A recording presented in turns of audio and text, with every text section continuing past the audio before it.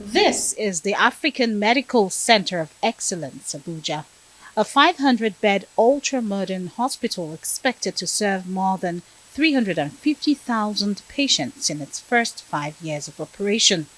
Long plagued by healthcare infrastructure gaps and a shortage of specialists, Africa is now looking to this facility to bridge those divides. All the monitoring devices and organ support in that enclosed space.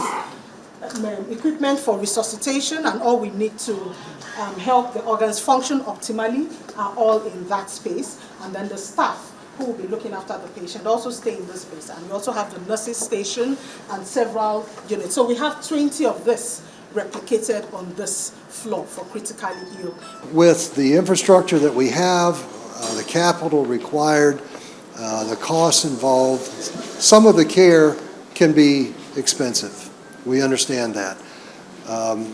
For the most part, we're not treating malaria. We're not treating typhoid. We're treating very, very serious conditions, diseases. So when you look at our specialty areas, cardiovascular, cancer, hematology, where we're not only treating sickle cell, we're curing it permanently. These are serious diseases, and it tends to cost a little bit to do that. Equipped with some of the most advanced medical technologies in West Africa, the facility boasts of an 18 MeV cyclotron, 3 Tesla MRI, PET and CT scanners, and a cutting-edge stem cell laboratory targeting diseases like sickle cell. And we decided that we were going to intervene, supporting scaling up quality regional medical facilities across the continent, and we were going to do it across all the 5 key regions of the continent.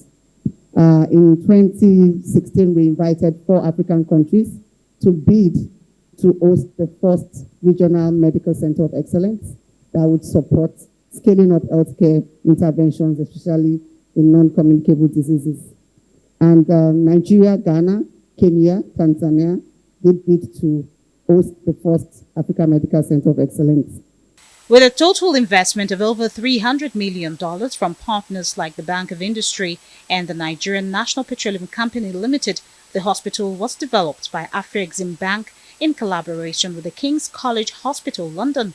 The CEO says the hospital will offer world-class services in oncology, hematology, cardiovascular care, and general surgery. When patients come and they have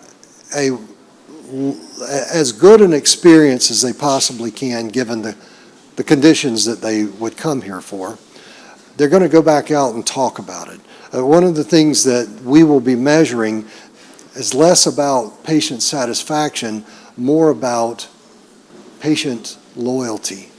What are they saying? Net Promoter Score is what we would use. What are they saying when they leave the facility? They're going to talk about how they felt when they were here, whether their needs were met, whether their questions were answered, whether they were treated with compassion and care. That's what we have to do to build the trust.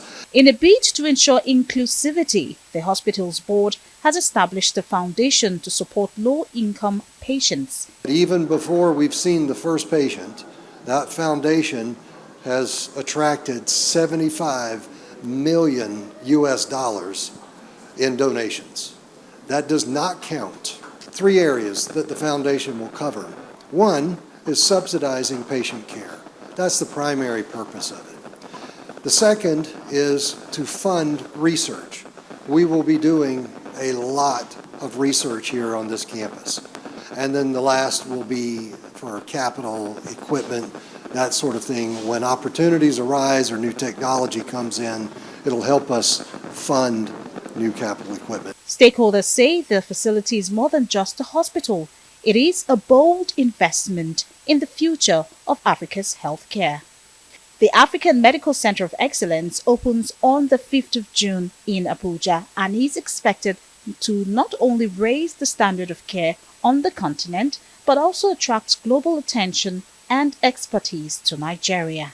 The African Medical Center of Excellence Abuja is the first of 5 planned centers in Africa, a strategic investment in Africa's health sovereignty. And the vision is to build a network of innovation and research that redefines medical care in Africa. Georgina Ndukwezainka, Arise News.